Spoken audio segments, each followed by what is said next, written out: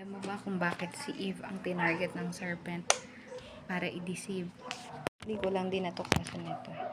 Kasi nga, nung nagbigay ng instruction ng Panginoon kay Adam na huwag kakainin yung bunga na nagbibigay ng karunungan, wala pa talaga technically si Eve nun. Hindi personal na sinabi ng Lord kay Eve na huwag niyang kakainin yung bunga na nagbibigay ng karunungan. Actually, sinabi talaga yun ng Panginoon kay Adam. Pero, aware talaga si Eve na bawal kainin yung bunga na nagbibigay ng karunungan.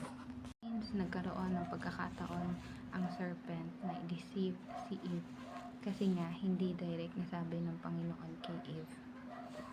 Kaya ang ending, na-deceive talaga ng serpent si Eve. Alam niyo yung natutunan ko sa story? Pag wala tayong personal relationship with God, possible na ma-deceive tayo. Possible na makasala ulit tayo. Possible na magkaroon tayo ng maling decision. Kasi wala tayong personal conviction. Kaya napaka-importante, may personal relationship tayo with God.